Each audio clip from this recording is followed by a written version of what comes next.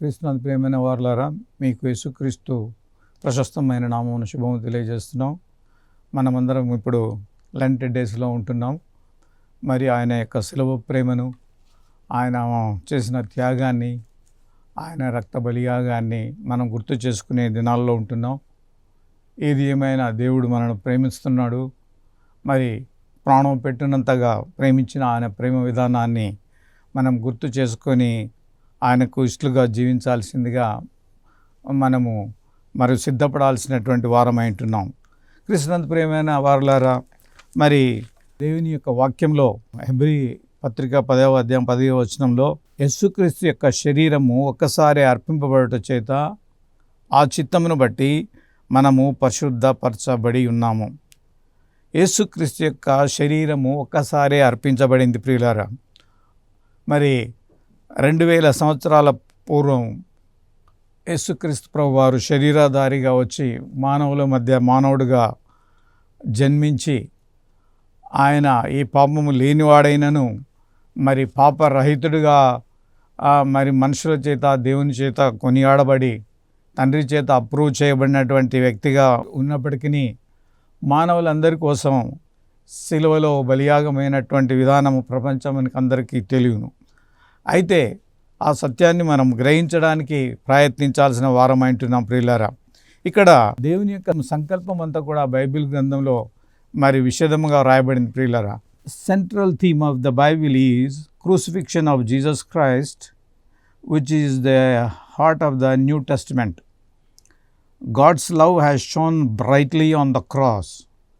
Many people of all walks of life are attracted toward God's agape love in Jesus the Savior. క్రీస్తునందు ప్రియమైన వారలారా, మరి central theme of the Bible is crucifixion of Jesus, which is the heart of the new testament. మరి Bible గ్రంథం అంతట్లో కూడా అతి ప్రాముఖ్యమైన అంశము దేవుని ప్రేమ. అది నూతన నిబంధనలో క్రీస్తు శిలువ బలియాగంలో అది ప్రస్ఫుటంగా కనిపించిందని మీతో మనవి చేస్తున్నాను. అనేకులు ఆ శిలువ ప్రేమకు ఆకర్షింపబడుతున్నారు అనేటువంటిది వాస్తవ సత్యమని కూడా మీతో మనవి చేస్తున్నాను. క్రీస్తు ప్రియమైన వారులారా, దేవుడు అన్ని జాతుల ప్రజలను, ఆయా ప్రాంతాల ప్రజలను, వారు ఏ ప్రాంతం వారైనా, ఏ రంగు వారైనా, ఏ సంస్కృతికి చెందిన వారు అయినా కూడా దేవుడు అందరినీ ప్రేమిస్తున్నాడు. అది యేసుక్రీస్తు యొక్క ప్రేమ, అది కల్వరి ప్రేమలో అది దేదీప్యమానంగా కనపడిందని కూడా మీతో మనవి చేస్తున్నాను. ఇక్కడ మనము తీసుకున్న అంశంలో యేసుక్రీస్తు యొక్క శరీరం ఒకసారి అర్పింపబడటం. God made Jesus an atoning sacrifice for human sin.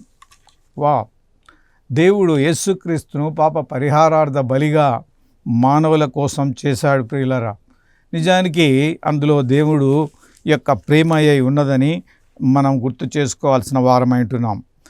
ఇక్కడ ఒక దైవజనుడు సిహెచ్ స్పర్జన్ గారు ఏమంటారంటే, Christ did not die because men were good or would be good, but died for them as ungodly.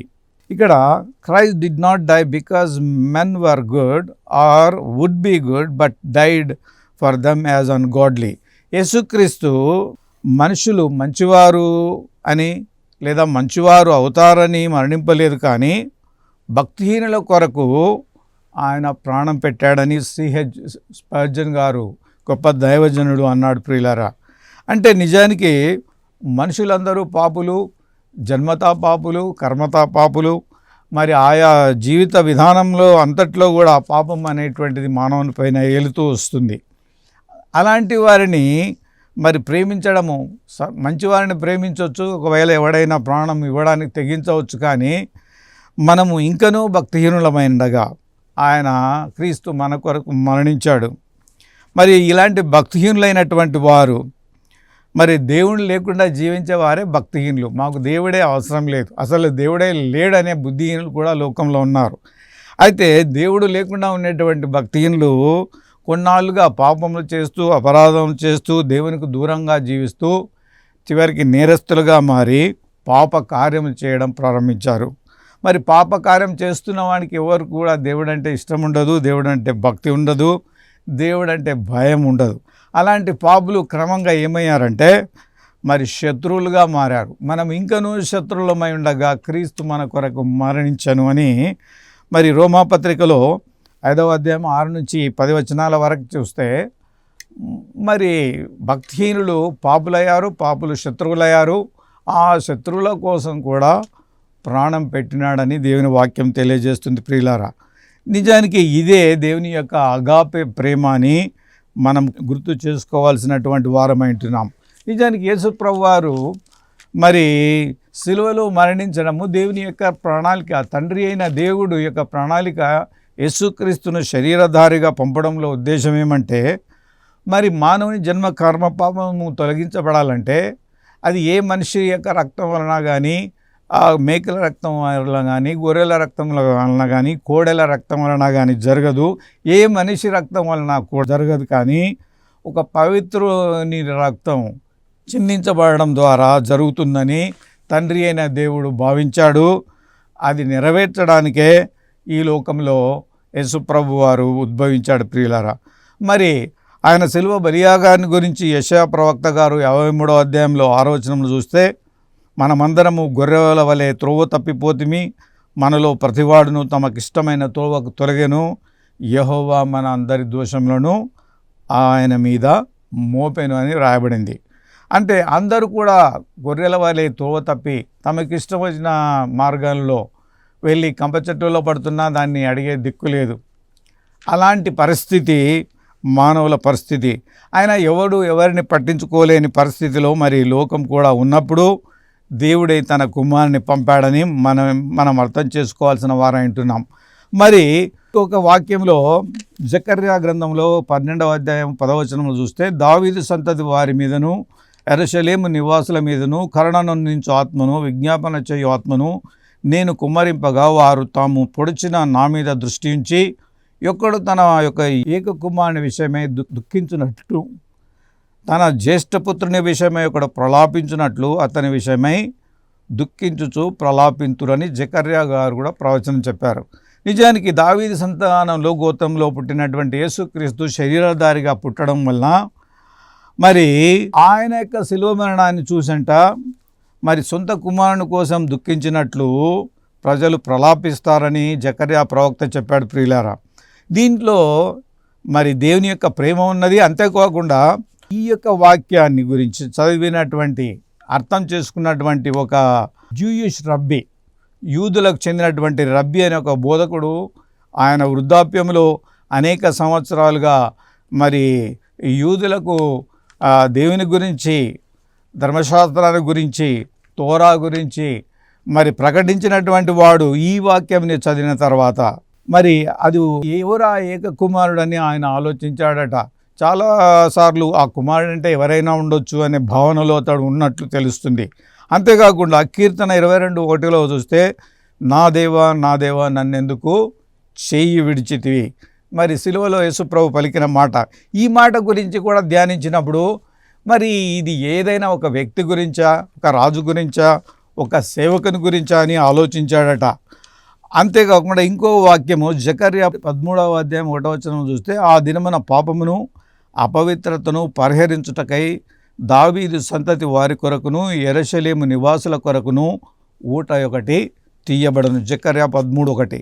నిజానికి ఈ 3 వచనాలను చదివినప్పుడు ఈ దావీదు సంతానంలో పాపమును అపవిత్రతను తొలగించే ఒక ఊట, పవిత్రీకరించే ఊట ఒకటి వస్తుంది అనే విషయాన్ని ఆయన ఆలోచించినప్పుడు, ఆయన అనేక సంవత్సరాలుగా యూదులకు బోధకుడుగా ఉన్నప్పటికీ యేసుక్రీస్తు దైవత్వాన్ని యూదులు ఇప్పటికి కూడా చాలామంది అంగీకరించలేదు.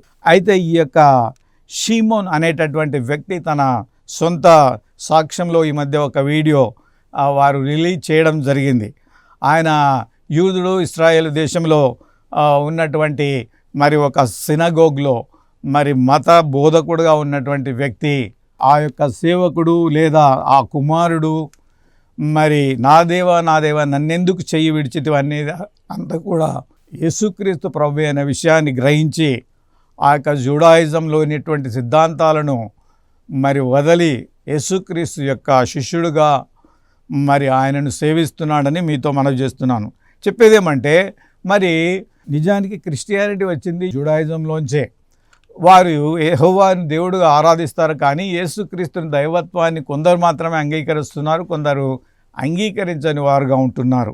కాబట్టి యేసుక్రీస్తే మానవుని జన్మ కర్మ పాపముల కోసం రక్తం కార్చినాడని, ప్రాణం పెట్టినాడని, తిరిగి లేచినాడని, మరలా రానయ్యున్నాడనే విషయాన్ని ఆయన గ్రహించి ఇప్పుడు యేసుక్రీస్తుని యొక్క శిష్యుడుగా ఈ యొక్క షీమన్ అనేటటువంటి జూయిష్ రబ్బీ గారు బోధకుడు యేసు ప్రభుని వెంబడిస్తున్నారని, అది ఒక సజీవ సాక్ష్యమని మీతో మనవి చేస్తున్నాను. ఇంకా మీరు కావాలంటే మీరు గూగుల్లో వెతికినట్లయితే జూయిష్ రబ్బీ యొక్క టెస్టిమోనీ, షీమోన్ గారి యొక్క టెస్టిమోనీ మీరు వినగలరు, చూడగలరని మీతో మనవి చేస్తున్నాను. క్రీస్తునందు ప్రియమైన వారులారా, చెప్పేదేమంటే ప్రజలు అనేకులు మరి యేసుక్రీస్తు శరీరధారిగా వచ్చాడని నమ్ముతున్నారు, ఆయన మానవుని కోసం మరణించాడని కూడా నమ్ముతున్నారు. ఇంకో వాక్యం నాకు గుర్తొస్తుంది, ఆయనే మన రోగం భరించను, మన వ్యసనములను వహించను, ఆయన పొందిన దెబ్బల చేత మనకు స్వస్థత కలుగుచున్నది. మరి యెషయా 53:4-5 రాయబడింది. అనగా he has borne our griefs and carried our diseases, by his stripes we are healed.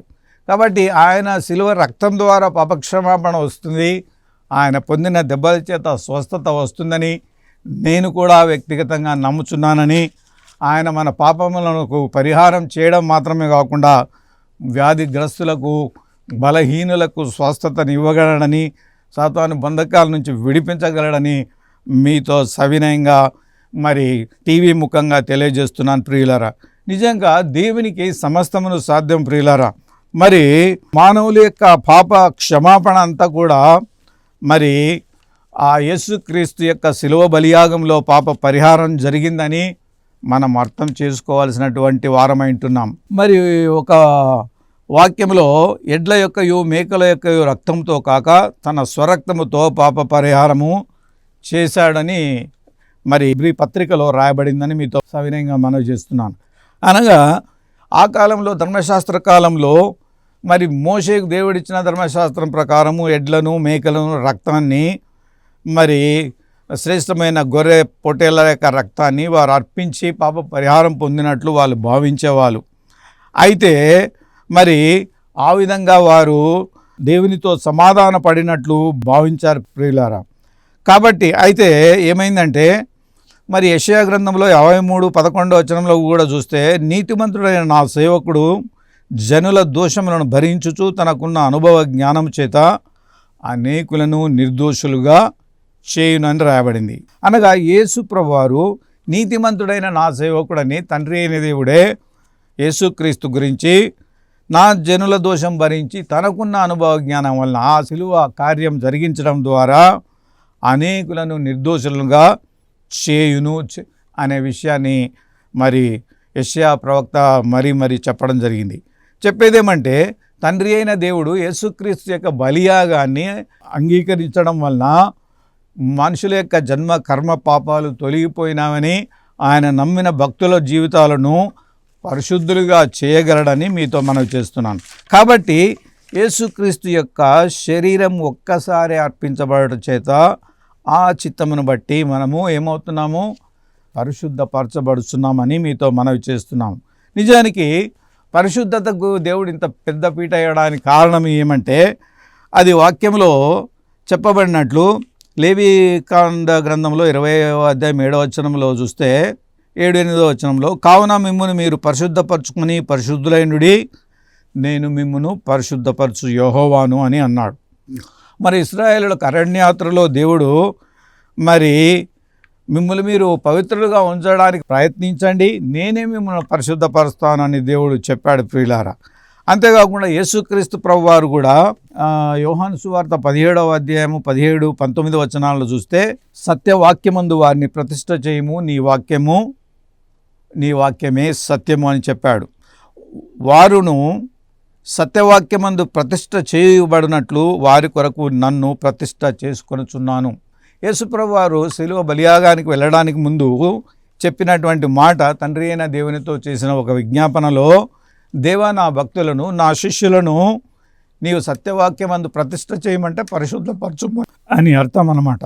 కాబట్టి ఆయన పరిశుద్ధపరచమని చెబుతూ వారిని కాపాడమని, అందుకోసమే నేను శిలువ బలియాగం కాబోతున్నాననేటటువంటి విషయాన్ని వారు చెప్పడం జరిగిందని మీతో మనవి చేస్తున్నాను. అందుకోసము ఇంకో మాటలో హెబ్రీ పత్రికలో 10వ అధ్యాయములో చూస్తే, I have come to do your will O my God, దేవా నీ చిత్తము నెరవేర్చుటకు ఇదిగో నేను వచ్చి ఉన్నాను అనే మాట మనము హెబ్రీ పత్రికలో 10వ అధ్యాయంలో చూస్తాం. అనగా యేసు ప్రభు వారు బలియు అర్పణవు నీవు కోరలేదు, కానీ నాకొక శరీరం అమర్చితివి, పూర్ణ హోమములను నీ పాప పరిహారార్థ బలులు నీకు ఇష్టమైనవి కావు. అప్పుడు నేను గ్రంథపు చుట్టలో నన్ను గూర్చి వ్రాయబడిన ప్రకారము దేవా నీ చిత్తమును నెరవేర్చుటకు నేను వచ్చి ఉన్నానంటిని. కాబట్టి హెబ్రీ పత్రికలో 10వ అధ్యాయం 5 నుంచి 7 వచనాలను చూస్తే, తండ్రి అయిన దేవుని చిత్తాన్ని నెరవేర్చడానికి మరి యేసు ప్రభు వారే మరి శరీరధారిగా వచ్చినట్లు ఆయన సొంత మాటలలో కూడా హెబ్రీ పత్రికలో పౌలు భక్తుడు రాశాడు. ప్రియులారా, చెప్పేదేమంటే, God made him Jesus an atoning sacrifice for our sins. దేవుడు యేసుక్రీస్తును పాప పరిహారార్థ బలిగా చేయడంలో ఉద్దేశం ఏముందంటే, మనము పరిశుద్ధులము కావాలి, నిష్కళంకులుగా కావాలి, నిందారహితులుగా జీవించాలని దేవుడు కోరుకుంటున్నాడు. ప్రియులారా, కాబట్టి మరి ఈ లోకంలో జీవిస్తున్నప్పుడు మానవుని యొక్క మనస్సు మరి మలినమైపోతుంది. లోక సంబంధమైనటువంటి జీవిత విధానంలో మరి మనస్సు మలినమైపోయే పరిస్థితులు, మనసు మలినమైపోతుంది. ఆ విధంగా శరీరం కూడా పాపకార్యాలకు లోనవుతుంది. అదేవిధంగా అవినీతి అక్రమాలకు మానవుడు పాల్పడే క్రమంలో ఉంటున్నాడు. కాబట్టి వాటిని తప్పించడానికే మరి యేసు ప్రభు వారు ఆ యొక్క శిలువ బలియాగం కావాల్సి వచ్చిందని మనం అర్థం చేసుకోవాల్సినటువంటి వారమై ఉంటున్నాం. ఇక్కడ హెబ్రీ పత్రికలో 9వ అధ్యాయం 14వ వచనం చూస్తే, నిత్యుడగు ఆత్మ ద్వారా తన్ను తాను దేవునికి నిర్దోషంగా అర్పించుకున్న క్రీస్తు యొక్క రక్తము నిర్జీవ క్రియలను విడిచి జీవం గల దేవుని సేవించుటకు మీ మనస్సాక్షిని ఎంతో ఎక్కువగా శుద్ధి చేయును. కాబట్టి మన మనస్సాక్షులు శుద్ధి కావాలంటే, అంటే మన అంతరంగము మనస్సు శుద్ధి కావాలంటే యేసుక్రీస్తు యొక్క పవిత్ర రక్తంలో కడగబడి మరి నీతిమంతులుగా మార్చబడాల్సిన వారమంటున్నాం.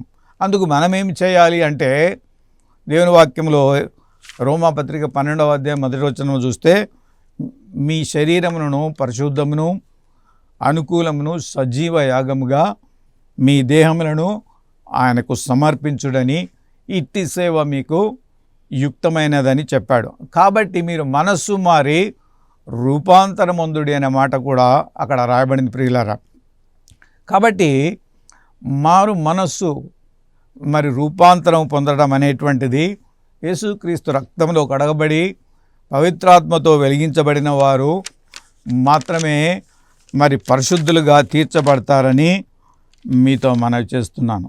ఒక్క అర్పణం చేత ఈయన పరిశుద్ధపరచబడు వారిని సదాకాలమునకు సంపూర్ణులుగా చేయుచున్నాడు అని రాయబడింది హెబ్రీ పత్రిక 10వ అధ్యాయము 14వ వచనంలో. కాబట్టి ఇక్కడ ఈ ఒక్క అర్పణము చేత దేవుడు తన భక్తులను పరిశుద్ధపరచబడిన వారిని సంపూర్ణతలోనికి నడిపిస్తున్నాడని మనం అర్థం చేసుకోవాల్సిన వారమై ఉంటున్నాం. For by one offering he has perfected for all time those who are being sanctified అని రాయబడి ఉంటుంది. కాబట్టి క్రీస్తునందు ప్రియమైన వారు ఇక్కడ చెప్పేదేమంటే, holiness is not an option, it is compulsory to live as people of God. మరి పరిశుద్ధత అనేటువంటిది కేవలము ఒక అవసరమని కాదు. ఎందుకనగా పరిశుద్ధత లేకుండా ఎవడును ప్రభు చూడడు. కాబట్టి ఆయన ప్రభువు ద్వారా పరిశుద్ధపరచబడాలి, అంతేకాకుండా పరిపూర్ణత వైపు పయనించాలని మీతో మనవి చేస్తున్నాను. నిజానికి అనేక వందల ఏళ్ళుగా యాజకులు ఏటేటా ఆ వేల కొద్ది జంతువులను మరి బలి ఇచ్చారు. దానంతటి ఫలితంగా ఒక్క పాపం కూడా తీసివేయబడలేదు, ఒక మనిషి కూడా పరిపూర్ణుడు కాలేదు. కానీ యేసుక్రీస్తు యొక్క ఒక్క అర్పణము విశ్వాసులందరినీ ఆయనలో శాశ్వతంగా పరిపూర్ణులుగా చేసిందని మనం గుర్తు చేసుకోవాల్సిన వారమైంటున్నాం. నిజానికి ప్రజలందరి కోసము క్రీస్తు చేసిన బలియాగము ఏ లోపము లేకుండా వారిని పూర్తిగా పాప విముక్తి కలిగించిందని దీన్ని అర్థం చేసుకోవాల్సిన వారమైంటున్నాం. హెబ్రీ పత్రికలో 7వ అధ్యాయము 25వ వచనంలో చూస్తే, ఈయన తన ద్వారా దేవుని యొద్దకు వచ్చు వారిని పక్షమున విజ్ఞాపన చేయుటకు నిరంతరం జీవించుచున్నాడు గనక వారిని సంపూర్ణముగా రక్షించుటకు శక్తిమంతుడై ఉన్నాడు అని రాయబడింది. నిజానికి యేసునద్దకు రావాలనుకున్న వారు, దేవుని దగ్గరికి వచ్చిన వారు మనుషులుగా కష్టాలు, దుఃఖము, అనారోగ్యము, అపాయము అవన్నీ కలిగి ఉన్నప్పటికీ ఆయన రక్షించడానికి, తన శక్తితో తన భక్తులను కాపాడడానికి, మోక్ష మార్గంలో నడిపించడానికి ఆయన శక్తిమంతుడని మనం అర్థం చేసుకోవాల్సిన వారమైంటున్న ప్రియులారా. కాబట్టి ఆయన శిలువలో మరణించి మృత్యుంజయుడై తిరిగిలేచి మన ప్రధాన యాజకుడుగా మనను నిత్యము కాపాడుతున్నాడని మనం అర్థం చేసుకోవాలి. కాబట్టి ఆయన తన యుద్ధకు వచ్చి వారిని సంపూర్ణముగా in any area God can protect us, guide us, comfort us, strengthen us and give us victory in our lifes. కాబట్టి దేవుడు మనకు ఆశ్రయముగా, దుర్గముగా మన జీవితంలో ఆయన మార్గంలో జీవించినప్పుడు ఆయన మనను కాపాడుతూ ఉంటాడని మనం అర్థం చేసుకోవాల్సిన వారమైంటున్నాం. కాబట్టి రోమాపత్రిక 8వ అధ్యాయంలో మొదటి వచనంలో ఏమని రాయబడిందంటే, కాబట్టి ఇప్పుడు క్రీస్తు యేసునందున్న వారికి ఏ శిక్షా విధియు లేదు. For there is no condemnation those who are in Christ Jesus అని రాయబడి ఉంటుంది. కాబట్టి యేసుక్రీస్తు నమ్మిన వారికి మరి ఏ శిక్ష లేదు అని మనం అర్థం చేసుకోవాల్సిన వారా అంటున్నాం. కాబట్టి మరి దేవుడు యేసుక్రీస్తు ద్వారా మరి మనను దేవునితో సమాధానపరిచాడు. చెప్పేదేమంటే, యేసుక్రీస్తు బలియాగము చేయడం ద్వారా మానవుని యొక్క జన్మ కర్మ పాపాలకు పరిహారం జరిగింది. అయితే మనం వ్యక్తిగతంగా ఆయన రక్తంలో కడగబడినప్పుడు, ఆయన ద్వారా పాప క్షమాపణ పొందినప్పుడు, పరిశుద్ధాత్మతో వెలిగించబడినప్పుడు మనం దేవునితో సమాధాన స్థితిలో ఉన్నామని మనం అర్థం చేసుకోవాల్సిన వారమంటున్నాం. కాబట్టి ఈ సమాధాన స్థితిలో ఉన్నటువంటి వారు మరి దేవుని బిడ్డలుగా పరిశుద్ధతలోంచి పరిపూర్ణత వైపు వాళ్ళు పయనిస్తూ ఉంటారు ప్రియులారా. మరి ఆ యొక్క పరిపూర్ణత అనేటువంటిది ఏదో ఒక రోజులో, ఒక సంవత్సరంలో లేదా ఆ 10 ఏళ్లలోనే వచ్చేది కాదు. కానీ మరి పరిపూర్ణత వైపుగా మనం పయనిస్తున్నాం. విశ్వాసులలో కూడా కొన్ని బలహీనతలు, లోపాలు కనిపిస్తాయి. కానీ మరి వారు పరిపూర్ణులుగా సంపూర్ణత, యేసుక్రీస్తు సంపూర్ణతలో ప్రవేశించడానికి సమయం పడుతుందని మనం అర్థం చేసుకోవాల్సిన వారమైంటున్నాం. మరి దేవుడు పౌలు ద్వారా ఏమంటాడంటే, ఆయన మనలను క్రీస్తు ద్వారా తనతో సమాధానపరచుకొని ఆ సమాధానపరచు పరిచర్యను మాకు అనుగ్రహించును. అదేదనగా దేవుడు వారి అపరాధములను వారి మీద మోపక క్రీస్తునందు లోకమునకు తనతో సమాధానపరచుకొనుచు సమాధాన వాక్యమును మాకు అప్పగించను. 2 కొరింథీ 5:19 రాయబడింది. కాబట్టి చెప్పేదేమంటే, మరి పౌలు గారు ఆ యొక్క క్రీస్తు యొక్క శిలువ ద్వారా సమాధానపరచబడిన వ్యక్తులు ఆ యొక్క అపోస్తలులకు సమాధానపరచు పరిచర్యను దయచేశాడు. అంతేకాకుండా సమాధాన వాక్యాన్ని దయచేశాడు అని పౌలు భక్తుడు తెలియజేస్తున్నాడు. నిజానికి మేము ప్రకటించే సువార్త మరి ప్రపంచంలో మరి అనేక క్రైస్తవ సంస్థలు ప్రకటించే సువార్త సిలువ వేయబడిన యేసుక్రీస్తు, ఆ పునరుద్ధరణుడైన ప్రభువు, ఆయన యొక్క ప్రేమ, దేవునితో సమాధానపరుడని క్రీస్తు రాయబారులుగా మేము ఆయన సేవకులందరూ మిమ్మల్ని వేడుకొంటున్నారని మీతో మనవి చేస్తున్నాను. కాబట్టి క్రీస్తునందు ప్రియమైన వారలారా, మరి Paul says, because of the atonement of Jesus, God made peace with us and gave us the ministry of reconciliation and the word of reconciliation. కాబట్టి సమాధానపరచు సువార్తను మాకు ఇచ్చాడు, సమాధానపరచు వాక్యాన్ని మనకిచ్చాడని మీతో మనవి చేస్తున్నాను. మరియు విశ్వాసి అంతర్వాణికి మనస్సాక్షిని కూడా మరి శుద్ధి చేయడం జరిగిందని మీతో మనవి చేస్తున్నాను. క్రీస్తునందు ప్రియమైన వారు, ఈ ఎఫ్ఎస్సి పత్రిక 1వ అధ్యాయం 18వ వచనంలో చూస్తే, ఆయన ద్వారా మనకు ఉభయులము ఒక ఆత్మయందు తండ్రి సన్నిధికి చేర కలిగి ఉన్నాము. ఇక్కడ ఆయన ద్వారా అంటే క్రీస్తు ద్వారా మన ఉభయులమైనగా యూదులు, అన్య జనాంగాలు అందరూ కూడా మరి ఒక్క ఆత్మయందు, దేవుని పవిత్రాత్మయందు మరి దేవుని తండ్రి సన్నిధికి చేరగలిగి ఉన్నాము. అంటే యూదులు, గ్రీసు దేశస్థులు, అన్య జనాలు, అన్ని జాతుల వారు, ప్రపంచంలో ఈనాడు క్రైస్తవులు, క్రైస్తవేతరులు, మరి ఆయా దేశాలకు చెందినటువంటి ఇతర మతస్థులు కూడా ఆ ప్రభువును అంగీకరిస్తున్నారు. మరి ప్రపంచంలో ఒక గొప్ప ఉజ్జీవ జ్వాల జరుగుతుంది ప్రియులారా. మరి ఆఫ్ఘనిస్తాన్లో ముస్లింలేమి, మరి భారతదేశంలో ఆయా మతాలకు చెందిన వారు, కులాలకు చెందిన వారును క్రీస్తు ప్రేమకు బట్టి ఆ ప్రభువును హత్తుకుంటున్నారు. అనగా ఆయన యొక్క ప్రేమకు ఆకర్షితులై ఆయన నా యొద్దకు వచ్చి వారిని నేను ఎంత మాత్రము నువ్వు తోసివేయననే మంచి దేవుడుగా ఉంటున్నాడు. ఆయన ఈనాడు సిలువలో తన చేతులు చాచి ఎదురాడు ప్రజల కోసం తాను దినమెల్లా నా చేతులు చాపుచున్నానని సిలువలో తన చేతులు చాపుచున్నాడని మీతో మనవి చేస్తున్నాను. కాబట్టి మనం పరిశుద్ధులుగా మారాలి. మొదట ఆయన రక్తంలో కడగబడి మన పాపములను ఒప్పుకునే నెడల ఆయన క్షమించి సమస్త దుర్నీతి నుండి పవిత్రులుగా చేసి ఆయన మనకు పరిశుద్ధుడు అనే ఒక బిరుదుని ఇస్తాడు. నా కుమారుడు అనేటటువంటి విధానంలో జీవించడానికి తన పరిశుద్ధాత్మని ఇస్తాడు. మరి పరిశుద్ధాత్మతో ముద్రించబడిన వారు దేవుని వాక్యం పట్ల ప్రేమ కలుగుతుంది, ఆయన వాక్యానుసారంగా జీవించాలనే ఇష్టం కలుగుతుంది, నీతిగా జీవించాలనేటువంటి వారికి కోరిక కలుగుతుంది. మరి దేవునికి మనుషులకును ఇష్టలుగా జీవించాలన్నటువంటి అభీష్టం కలుగుతుంది. కాబట్టి మరి ఆయనలో మనము ఆయన మార్గంలో జీవించగలుగుతాం. ఇంకొక మాట చెప్పేదేమంటే, మీ పరలోకపు తండ్రి పరిపూర్ణుడు కనుక మీరును పరిపూర్ణులై ఉందురు అనే ఒక మాట నాకు గుర్తొస్తుంది. Be perfect as your heavenly father is perfect. క్రీస్తునందు ప్రియమైన వారిలో అలా చెప్పేదేమంటే, యేసు క్రీస్తు రక్తం ద్వారా పరిశుద్ధులుగా మరి మనం కడగబడిన వారముగా ఉండాలి, మరి పరిపూర్ణత వైపు పయనించాలని మీతో మనవి చేస్తున్నాను. కాబట్టి మరి పరిశుద్ధులుగా జీవించడమే దేవుని చిత్తము. పరిశుద్ధత లేకుండా ఎవడును ప్రభువు చూడంటే మనం పరలోకంలో ప్రవేశించాలంటే ఫస్ట్ క్వాలిఫికేషన్, లాస్ట్ క్వాలిఫికేషన్ కూడా పరిశుద్ధత అని మనం గుర్తు చేసుకోవాలి. పరిపూర్ణులుగా ఆయన సన్నిధికి చేరినట్లు అంతవరకు దేవుడు మన విశ్వాస జీవితాన్ని, పవిత్రమైన జీవితాన్ని, నీతివంతమైన జీవితాన్ని దయచేసి ఆయన రాజ్యంలో ఎత్తబడే గుంపులో ఉండుటకు ప్రభు వింటున్న అనేక హృదయాలకు తన కృపను, తన యొక్క సన్నిధి ప్రసన్నతను అనుగ్రహించునుగాక. ప్రార్థన చేసుకుందాం.